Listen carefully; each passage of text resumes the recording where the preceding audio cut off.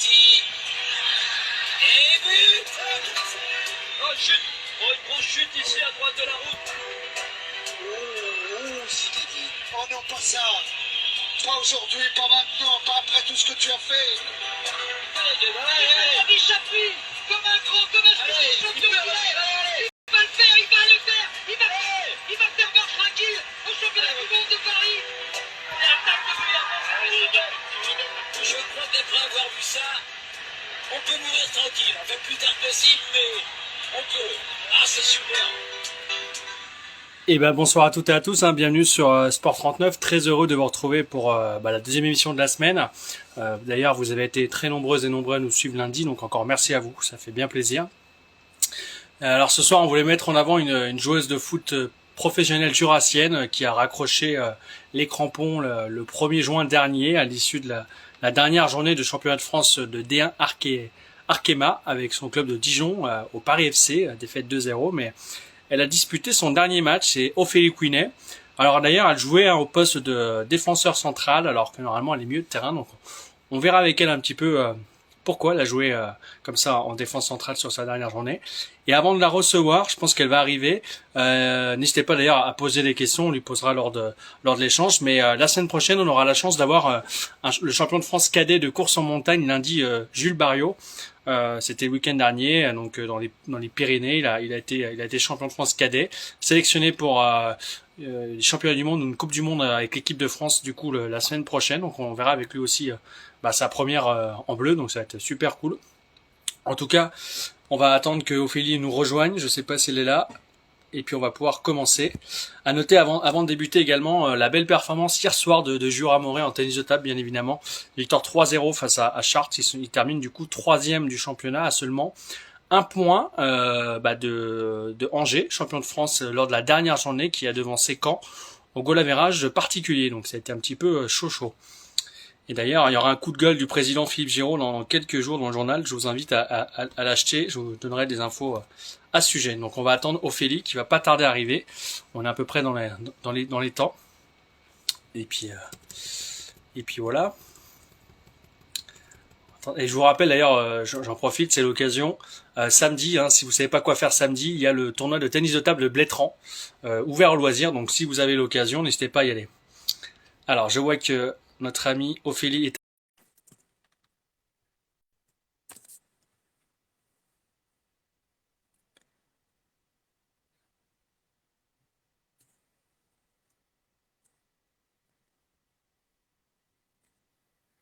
En espérant que ça marche.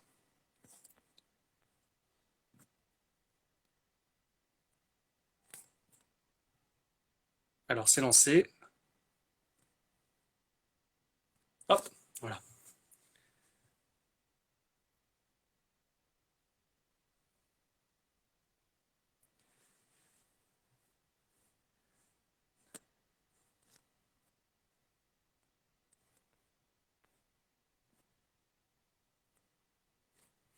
Alors normalement ça marche. Alors est-ce que ça marche?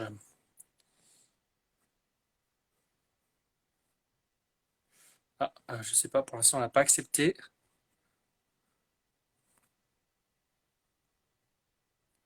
Alors on va y arriver. Les aléas du direct. C'est pas grave, ça va se lancer.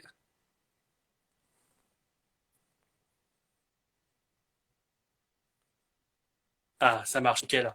Bonsoir Ophélie, ça marche. Est-ce Salut. que tu m'entends bien? Ouais, c'est bon, pas de C'est souci, tout ouais. bon? Ouais, c'est bon. Bon, impeccable. Merci beaucoup d'avoir accepté l'invitation sur le média pour revenir un petit peu sur ta carrière et puis ton dernier match professionnel.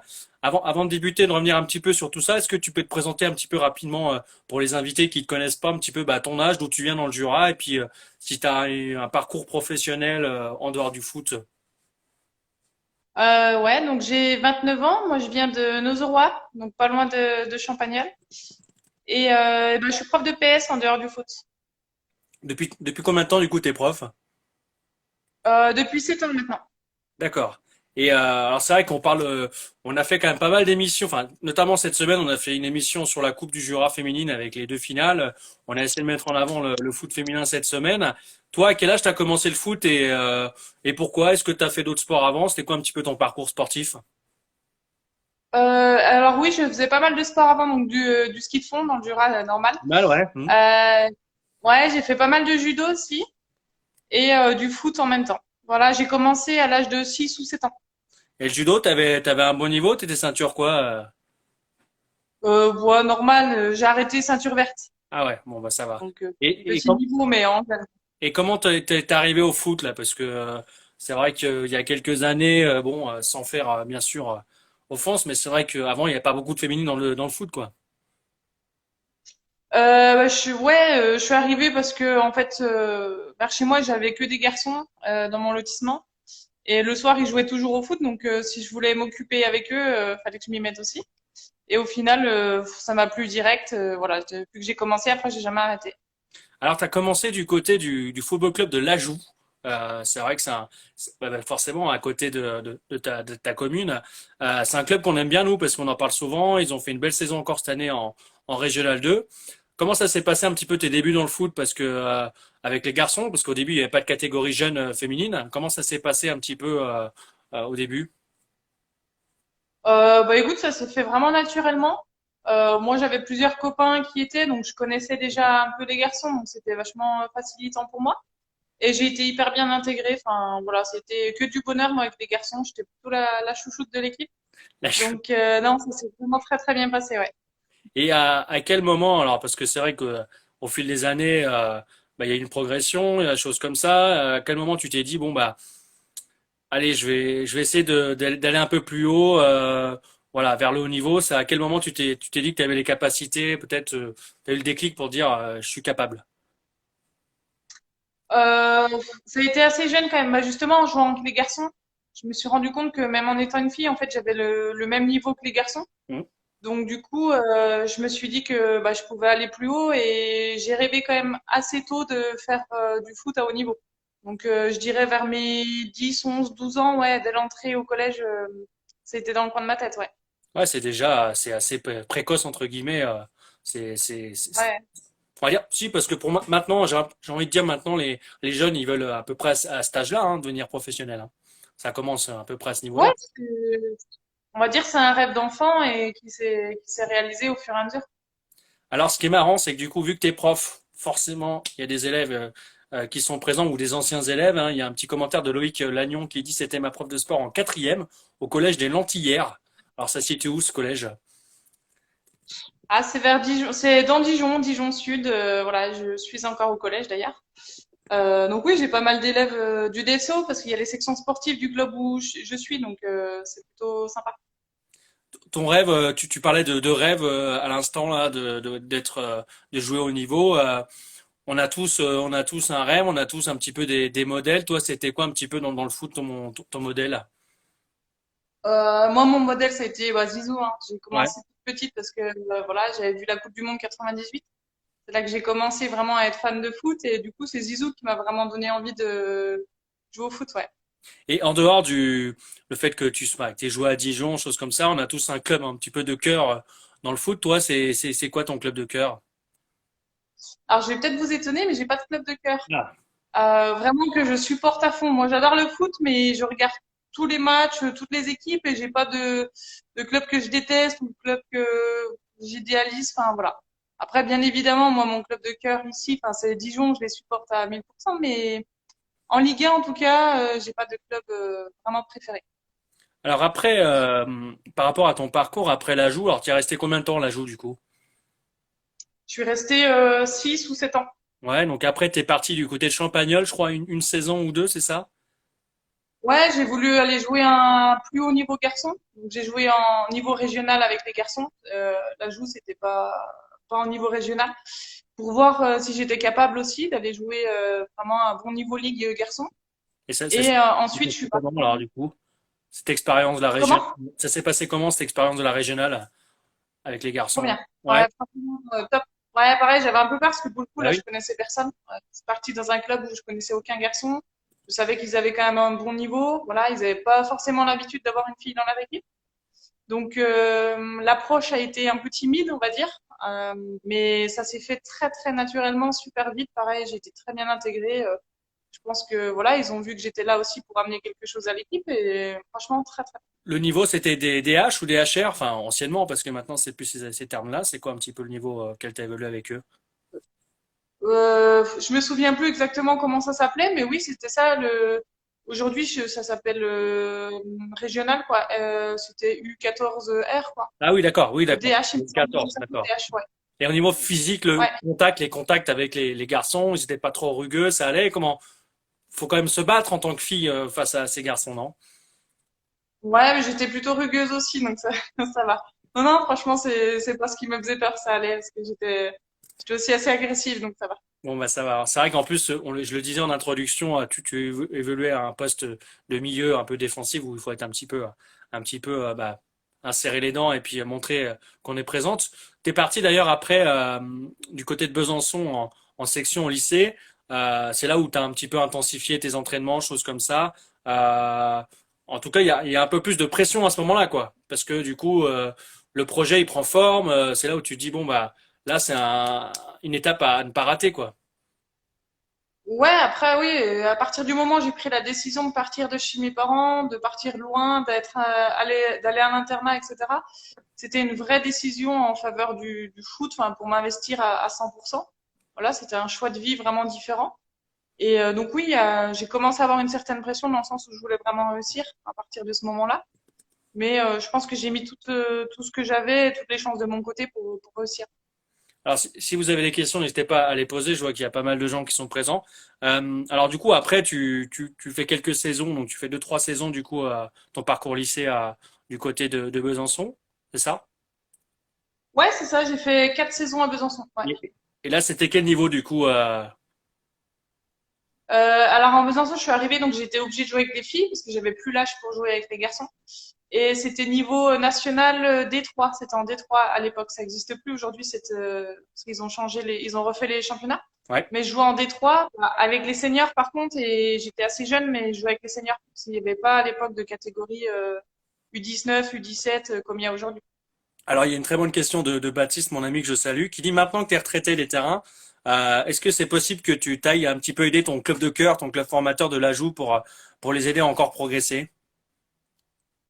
J'aimerais bien, sincèrement, c'est un truc qui me ferait énormément plaisir, mais j'habite un peu loin. Ouais. Donc, pour m'investir, on va dire de manière régulière, c'est un peu compliqué pour moi, parce que moi, je suis sur Dijon maintenant. Mais de manière ponctuelle, ouais, pourquoi pas, il n'y a aucun problème. Je poserai la question après d'Hugo, parce que ça va rejoindre un petit peu une des questions que j'allais te poser. Alors du coup, après, tu rejoins Dijon en 2011. Comment ça se passe un petit peu bah, la relation? Comment t'es arrivé à atterrir là-bas? Parce que c'était quand même le niveau D2, je crois. Donc il faut quand même montrer que t'as bah, avec ton CV que t'as quand même de la niaque pour réussir. C'est pas simple. Non, c'est pas simple, surtout à l'époque, il n'y avait pas beaucoup de recruteurs, de recrutement, etc. Donc, c'était difficile aussi de se faire connaître. Mais bon, moi, j'avais envie d'évoluer, d'aller jouer à plus haut niveau. Et Dijon venait de faire une belle saison en D2, il venait de faire demi-finaliste de la Coupe de France. Donc ça m'intéressait un petit peu et ils avaient fait justement une journée recrutement en fait où voilà les joueuses de niveau D2 pouvaient venir essayer sur un ou deux séances. Hmm. J'y suis allée, à l'époque c'était David Linares, Ah qui est oui, jurassien aussi, bah oui. de carrière, coach et au final bah, ça a matché direct et voilà ils ont voulu me prendre après la première séance donc voilà ça s'est fait assez naturellement. Alors t'as toujours évolué au poste de milieu de terrain. C'était quoi un petit peu où t'as évolué avec le temps? Non, j'ai évolué avec le temps puisque j'ai fini ma carrière arrière centrale. Ouais. J'ai commencé plutôt 10. Après, très très rapidement, mon poste vraiment où j'ai été on va dire le plus performante, ça a été en 6, en milieu récupérateur. Et j'ai fini mes dernières années défenseur central. Alors on dit souvent, Donc, ouais, j'ai des amis qui jouent au foot, choses comme ça, on dit bon bah avec les années on recule parce que on essaie de moins courir. C'était pas ton cas, rassure-moi. non, c'est pas mon cas là. Ah, Non, non, c'était pas pour moi courir, c'était pour pallier aux besoins de l'équipe en fait, tout ouais. simplement. Voilà, il y a une année, on était en pénurie de défenseur central et le coach a voulu m'essayer moi pour dépanner. Ça a plutôt bien fonctionné, donc voilà, je suis restée à ce poste. mais c'était pas pour moins qu'horrible. C'est vrai que on regarde aujourd'hui le foot féminin. Alors, il commence à se développer. On voit avec le championnat des Arkema. Alors, il y a des sponsors de naming. Il y a des matchs qui sont maintenant diffusés régulièrement. Championnat, ce soit l'équipe de France féminine. Il y a eu la Coupe du Monde aussi en France qui a bien marché. Quand t'es arrivé toi en 2011, bon, c'était pas le cas encore. Et du coup, il y a pas forcément énormément de professionnels à l'époque. Comment ça se passait? Parce que tu nous disais à côté que tu étais prof aussi depuis 7 8 ans. T'étais obligé d'avoir ce cursus derrière pour en vivre, quoi. Ouais, moi, la question se posait pas de faire ça à plein temps à l'époque. Donc, du coup, j'ai toujours mis une énorme importance à l'aspect scolaire et professionnel. Donc, c'est pour ça que je suis allée à l'université, j'ai fait un master en STAPS et j'ai eu mon CAPEPS en même temps que je jouais. Aujourd'hui, c'est un peu différent. Les filles, voilà, aujourd'hui, moi, cette année, j'étais la seule à travailler dans l'équipe. Donc, ça se professionnalise. Mais bon, ça reste quand même précaire. Donc, je pense que c'est bien, enfin, c'est même vital de couvrir ses arrières aujourd'hui, même encore aujourd'hui, pour une footballeuse. Parce qu'on est loin en comparatif avec les garçons de ce qui touche la moyenne, hein, enfin, sans forcément donner trop de chiffres, mais je crois que les garçons en Ligue 1, c'est entre 30 et 40 000 euros mensuels, les joueurs de foot moyens de Ligue 1. Pour les filles, c'est Ouais. de 2 000 euros ou 3 000, j'en sais rien. C'est ça, non? C'est pas plus, quoi. Ouais, à peine, hein. Après, ça dépend des clubs. Voilà, il y a des clubs qui en vivent très très bien, comme Lyon, Montpellier, PSG. Mais si on enlève ces trois clubs, un club comme nous, les contrats sont précaires et on peut pas en vivre de manière vraiment, enfin, bien quoi. Bah, c'est C'est juste. c'est juste pour vivre, en fait, sur l'instant T, mais dans l'avenir après, ils n'auront plus rien, quoi. C'est ça. En fait, c'est ça. Le problème, c'est qu'aujourd'hui, les filles qui peuvent vivre short du foot, si elles se forment pas ou si elles n'ont pas un vrai diplôme à la fin, bah, elles se retrouvent à mon âge, à 30 ans ou 35 ans pour celles qui continuent un peu plus, avec rien en fait. Hmm. Et vu qu'elles ont toujours vécu un peu short, on peut être vraiment en difficulté, ouais. Et dans un petit peu les axes d'amélioration encore, alors ça va être compliqué, je pense, d'arriver au même niveau que les garçons, mais toi, tu vois des choses encore à faire évoluer, à améliorer dans le foot féminin pour qu'il y ait encore un peu plus d'intérêt? Ouais, bah faut améliorer la médiatisation en fait. Hmm. Tout passe par là de toute façon. Plus on sera médiatisé, plus il y aura de l'argent et plus la ligue pourra se professionnaliser et nous mettre dans les meilleures conditions pour pouvoir vraiment enfin faire que ça et s'entraîner, voilà, comme on le veut et de manière optimale. Donc c'est surtout, je pense, la médiatisation. Parce que c'est vrai que comment t'expliques du coup que l'après Coupe du Monde, où il y a eu quand même pas mal de monde devant la télé, il n'y a pas eu ce rebond attendu pour le championnat, alors que les filles, l'équipe de France, ça a bien marché. C'était un peu trompeur, du coup, cette audience un peu forte pour toi? Ouais, c'était un peu trompeur, mais je pense que c'est voilà, les sponsors, ils les ont mis pendant la Coupe du Monde, mais après derrière, ils se rendent compte quand même que ce qui rapporte le plus d'argent, c'est les garçons. Donc du coup, ils sont vite retournés, enfin, je pense vraiment aux sponsors plutôt chez les mecs. Et les médias, ça a été un peu pareil, voilà, ça a été l'effervescence pendant quelques semaines, mais ensuite, ouais, ça a un peu passé aux oubliettes parce que, voilà, malheureusement, dans la société d'aujourd'hui, pour le moment, c'est le sport masculin qui prend une très très grande place. Et alors, c'est vrai que pour parler un petit peu de ta carrière, tu as disputé un peu plus de 200 matchs avec Dijon, alors que ce soit de D2 en D1, du coup. Il y a eu la Ligue des Champions d'ailleurs cette année, je crois. Comment? T'as aussi disputé la Ligue des Champions avec Dijon ou pas? Non, Jamais. non, on n'était pas en Ligue des Champions. Non. Et comment c'est venu un petit peu cette décision d'arrêter? Elle est venue un petit peu progressivement. Moi, comme je t'ai dit, j'étais la seule à bosser. Hmm. Et le double emploi du temps devenait compliqué quand même à gérer entre mon emploi du temps de prof et celui de sportif de haut niveau parce que les entraînements sont des entraînements collectifs. Hmm. Donc les horaires sont imposés, etc. C'est pas comme si je faisais par exemple de l'athlétisme ou quelque chose où je pouvais m'entraîner seule, où je peux beaucoup plus facilement choisir mes horaires d'entraînement, par exemple. Donc il y avait ce problème-là. Voilà, le double emploi du temps était vraiment contraignant, fatigant. Et donc forcément, ma vie personnelle s'est impactée quand même Ouais. par le fait que bah, pas de soirée, pas de week-end, les vacances scolaires c'était pour aller au foot, donc voilà. Et la deuxième chose qui a impacté aussi, c'est au niveau de mes blessures. Enfin, moi, j'ai eu pendant 4 ans là, de la tendinite chronique au tendon d'Achille. Ouais. Et on s'entraînait 6 fois par semaine sur terrain synthétique avec des énormes tendinites aux 2 tendons d'Achille. Ça commençait à être lourd et être usant. Donc voilà, c'est les 2 choses cumulées ont fait qu'à un moment donné, j'ai eu envie de prendre un peu de recul et de repos. Donc du coup, parce que par rapport à tes différents postes, et je vois la question de Flora qui dit est-ce que c'est simple de changer de poste en peu de temps? Est-ce que du coup, l'usure aussi physique a fait que par rapport à cette blessure, ce tendon, c'était mieux de reculer aussi? Ouais, pour me préserver, je pense que c'était au final, bon, même si ça n'a pas de lien direct, mais c'était pas plus mal pour moi de reculer. Après, par rapport à la question, quand on joue au foot depuis tant d'années, etc., au final, je me suis acclimatée assez vite parce que défenseur central, ça reste assez proche de 6 quand même. Les déplacements, je les connaissais. On faisait beaucoup de spé, de toute façon, défenseur, même en étant 6. Donc non, ça s'est fait quand même assez facilement, ça va.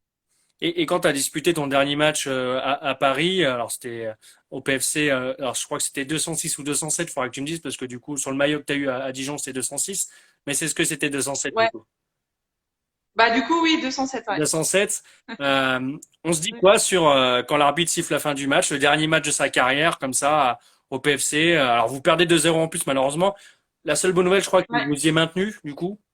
Euh, Ouais, on s'est maintenu, ouais, ouais, ouais. euh, Bah, c'est la première question que j'ai posée, déjà, est-ce qu'on est maintenu? Parce que voilà. c'est vrai qu'on était chaud. Et après, ça fait bizarre. J'avoue que j'ai eu un peu d'émotion quand même. J'ai eu du mal à quitter le terrain. J'ai été la dernière à sortir du carré vert. Mhm. Et voilà, mais bon, après, on sait, enfin, voilà, la décision était prise depuis un petit moment, donc je le savais, j'y étais préparée, mais ça n'a pas été simple quand même, ouais.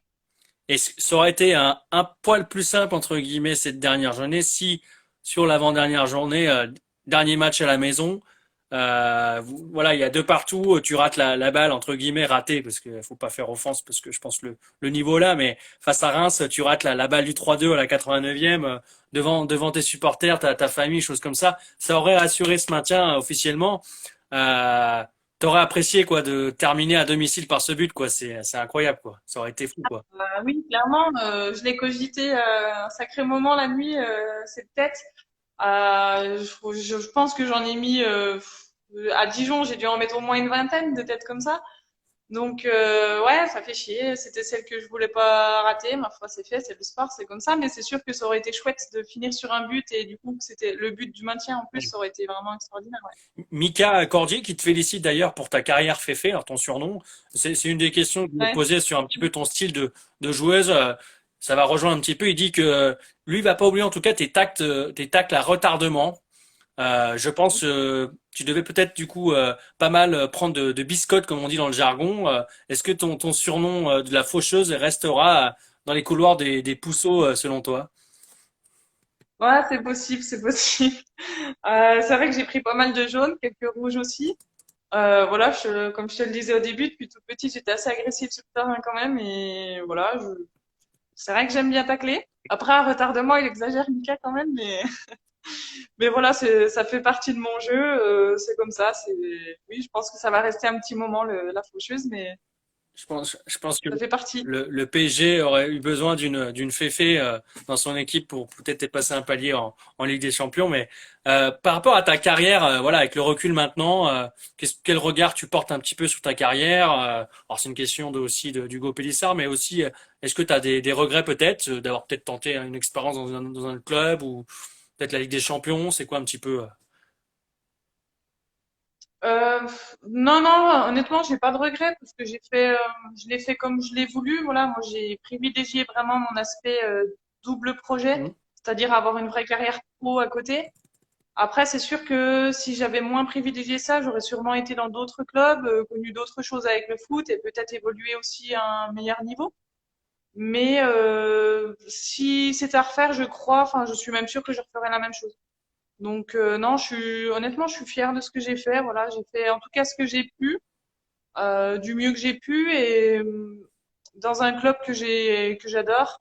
J'ai rencontré plein de belles personnes et non, honnêtement, si c'était à refaire, je ferais la même chose. Alors, lundi, j'ai reçu une joueuse de Mont-Sous-Vaudrey, une jeune joueuse de 17 ans qui s'appelle Lucille Rodriguez, qui me disait, je me fixe pas forcément de limite pour la suite. qui était vraiment motivée, je la sentais vraiment motivée dans le foot, une passionnée, alors comme toi, à ton époque, peut-être encore maintenant, comme tu me disais tout à l'heure, tu es passionné. Quel message un peu tu peux apporter à ces jeunes filles en devenir, 17 ans, même plus jeunes encore, qui souhaitent se lancer ou faire carrière dans le foot? Ben, je dirais qu'elle a raison. Faut jamais se fixer de limites en fait, parce que on peut toujours les repousser. Après, voilà, comme je dis toujours, il faut jouer vraiment avec amour du maillot, avec passion, et après on voit ce qu'on peut atteindre en fait. Voilà, faut se donner des objectifs atteignables, progressifs, mais toujours les augmenter. Voilà. Et faut croire en soi, faut avoir confiance, et voilà, faut tout donner pour réussir. Et quand on réussit, en tout cas, c'est un vrai accomplissement. Donc faut y aller, faut pas hésiter, en tout cas, faut avoir peur de rien. En tout cas, il y en a qui vont retenir ton parcours, c'est Ralph aussi qui dit, Ralph Pernaut qui dit bravo pour tout championne. On parlait tout à l'heure de ta retraite maintenant, de ta vie de retraité de foot. Est-ce que quand même tu vas continuer je pense que oui, à suivre Dijon, mais est-ce que tu as des projets de foot à côté? Oui, bah, bien sûr que je vais suivre Dijon. Après, projet de foot, oui, mais je sais pas dans l'immédiat. Voilà, je suis en réflexion pour savoir si je prends 1 ou 2 ans vraiment où je me retire des terrains, je me repose complètement, ou si je garde un pied encore dedans. Je sais pas, je prends le temps de la réflexion, on va dire.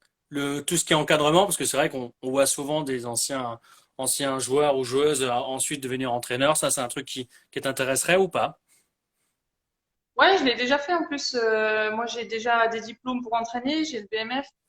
J'ai déjà entraîné les U13, les U15, j'ai été adjointe sur les U19 au club. Donc c'est quelque chose qui me plaît, qui me convient vraiment bien. Hmm. Après, ça prend aussi beaucoup de temps.